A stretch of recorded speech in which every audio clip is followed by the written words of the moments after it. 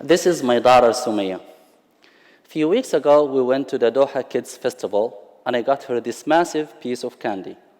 Thinking that there is so much sugar, I requested a piece of it. This little pink dot in the middle of her hand is what she offered me. I thought that we need to discuss sharing, so I told her that when you have something, you need to share it with others. This will make you happy, this will make other people happy about you, and at the end, people will give you what they have, and then you will end up having more than what you have. I was satisfied with the explanation until the next day. As we were eating supper, on the table there was bread, butter, and soup. I accidentally placed the bread in front of her, and I reached my hand to take a piece of it. Then she said, "No, this is mine." I told her, "How come? This is for everybody to share." She said, "Mama, you placed it in front of me, so it is mine." I told her, "We discussed sharing yesterday, so you need to share with people of what you have." So she gave me a little piece, almost the same size of the cotton candy that she gave me the previous day. I thought after the first encounter and explaining to my daughter sharing, the concept of sharing, I thought that I educated her about it. But the fact is that I just gave her knowledge about the concept of sharing. So education is a two-way process or a two-dimensional process. On the one side, we have the teaching, instruction, and guidance from the teacher. And on the other side, there should be learning. Learning, when it comes to skills and ethics and morals, can be a little tricky because we need it to be more than just knowing what the concept is. We need it to be entrenched in the individual to the extent that the individual can act naturally according to this concept. When we teach individuals about something, we tell them what something is. We give them the knowledge about it. Do you think that knowledge is enough? No. Because when they have knowledge, they know what the concept is, but it doesn't mean it is internalized inside them. By internalization, I mean that the individual will develop this skill to be part of who they are. We need those skills to be part of who we are because we want them to overcome our appeals and desires. Also, when we talk about skills, we need them to overcome certain intellectual and cognitive deficiencies that we are born with. To give you an example, think of the challenge that the child has to go through in order for her to give a piece of her cotton candy. First of all, her favorite color is pink, and the cotton candy is pink. So there is the appeal of color. Also, the cotton candy is very sweet, and she likes sugar. So there is the appeal of taste. In order for her to give something to another person, the love for sharing has to be entrenched inside her to a level at least as much as the appeal of the cotton candy. There are other factors as well. There are like the psychological factors.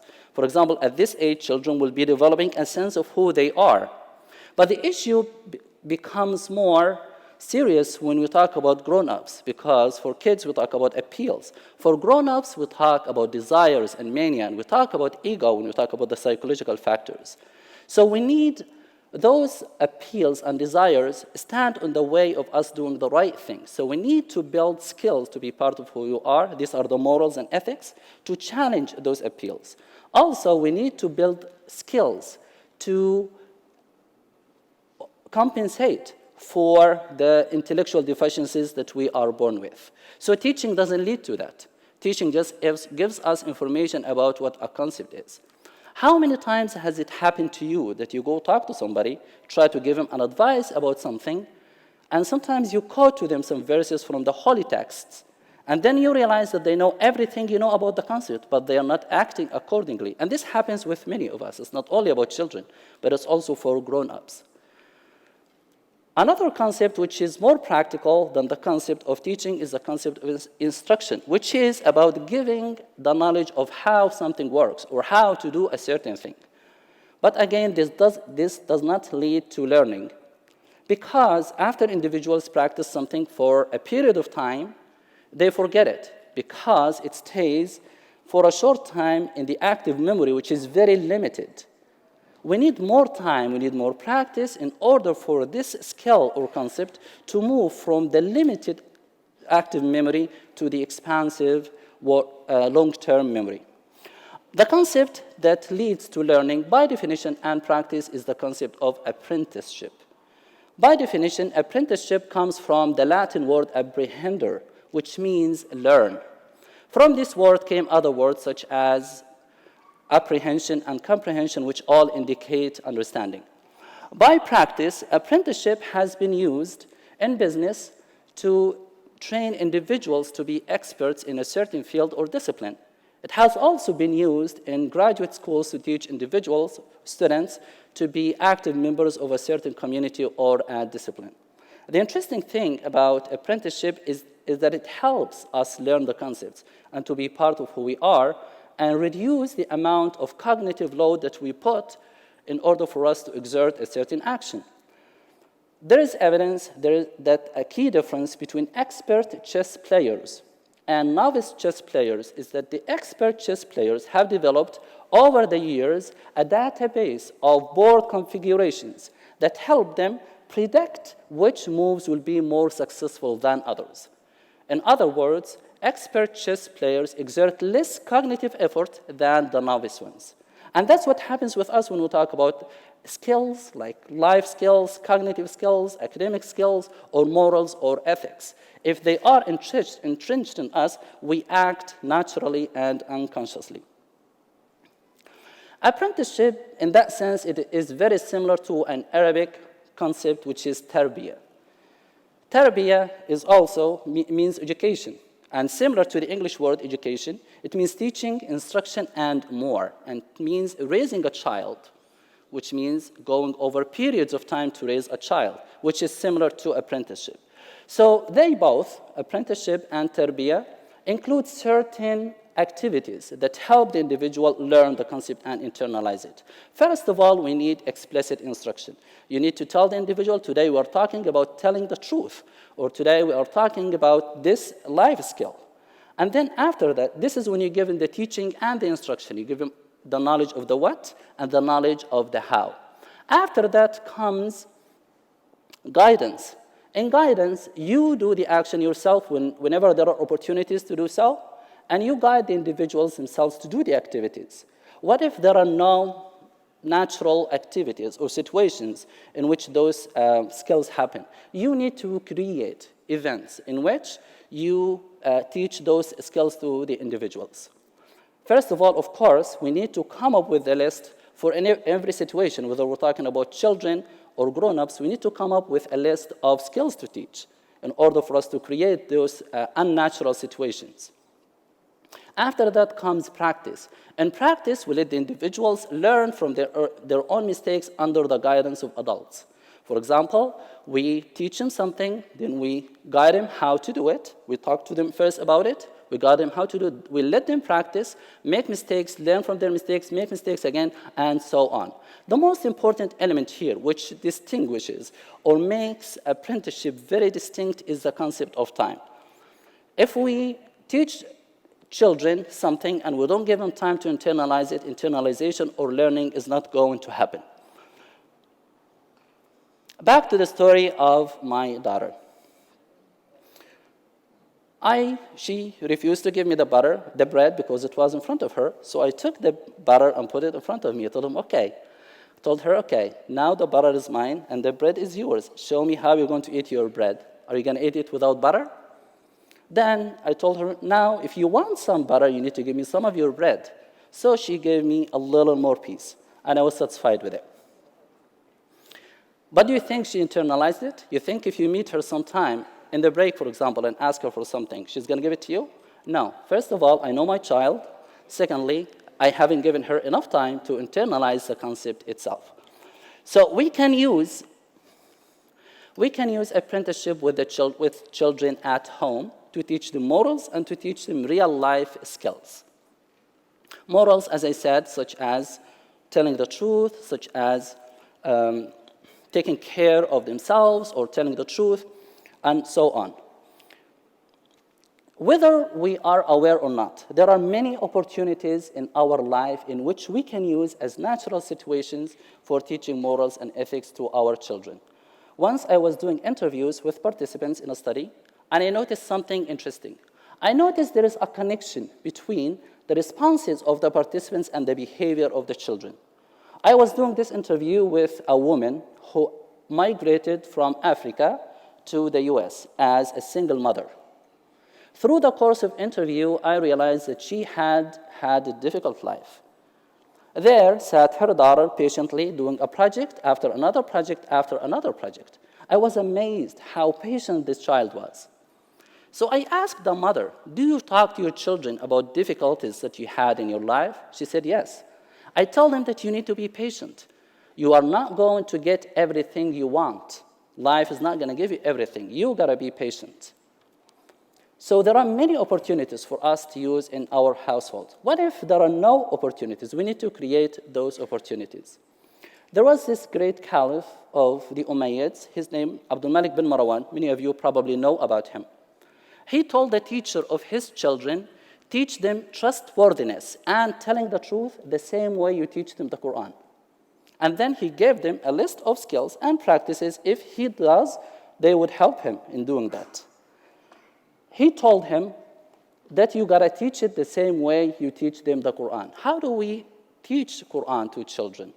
First of all, they listen to somebody doing it. And then we tell them this is how you do it. And then we let them practice it over time, over and over time until they learn it. This is how we need to approach ethics and morals as well as other skills with our children at home. At schools, we can use it for academic skills or we can use it for real-life skills, skills that they need after they finish their schools. What are the skills that we need to teach our children at schools? We need to teach them how to make conclusions, inferences, how to make decisions, how to answer detail-oriented questions. We can use apprenticeship to teach the children detail-oriented questions as well as other higher thinking skills. Think about World War I. This is a topic presented in many high school institutions.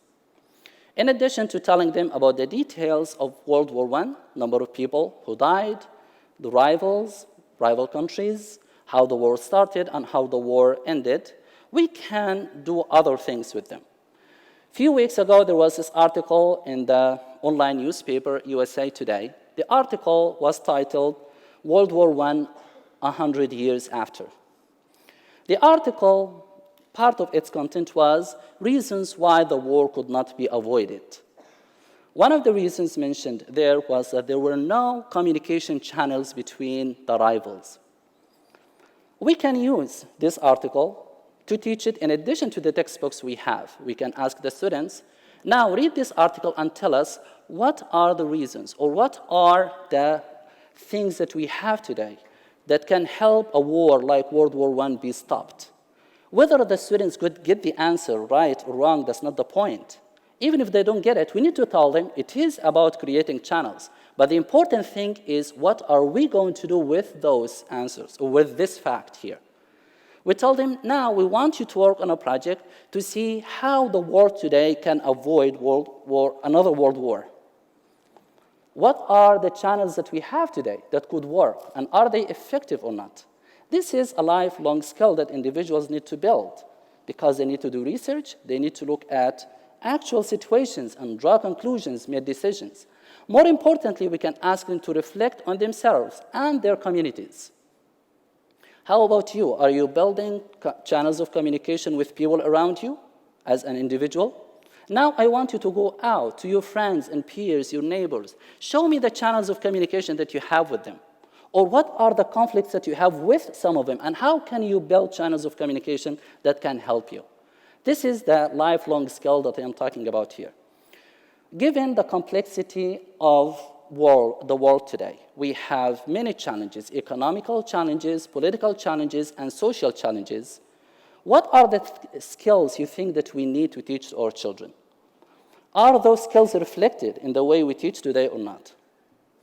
We need to come up with the skills, and I cannot provide you with a list of skills that we need to teach. That's what we need to do as communities. We need to think of what are the skills that we need our students to learn. And then we plant those skills into our curriculum and create real-life situations to give our students the opportunities to practice those skills themselves.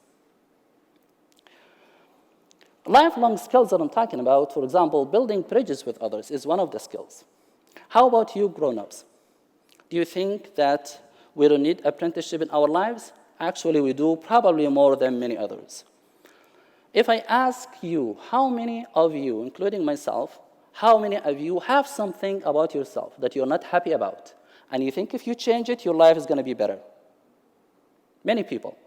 And how many of us know how to change it, how to go about it?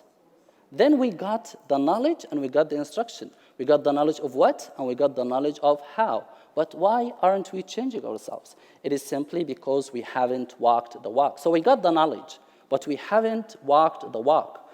So we need to put ourselves in situations, to practice those changes that we need to take, and we put them into action. What if you don't know? You are not happy in your life and you don't know. You need somebody to apprentice you, and I can provide you with one tip. And this is part of giving you the knowledge, which is what and how. First of all, reflect on your life. Think about a time when you were happy about yourself, and compare yourself now to that time. What are the differences between you then and now? What are the things that change? Maybe certain things that you used to do, but you don't do them anymore. Maybe certain things that you didn't do, but you do them. Maybe somebody who wasn't in your life and came to be part of your life, or maybe somebody who was in your life and left your life. So now you got the knowledge. If you find out the answer, you get the knowledge.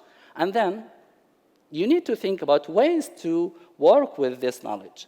If it's about a person who was in your life and left, then you need to find ways to bring this person back to your life, or an alternative. If it's somebody who wasn't in your life and became part of your life, then you need to do something about it. In conclusion, whether it is about teaching morals, ethics to our children, or teaching students at schools, or teaching ourselves to be better people, the issue is not about knowledge. For many of the issues that we have the knowledge. It is effective education that we need. We need education about tarbiyah and apprenticeship. Thank you.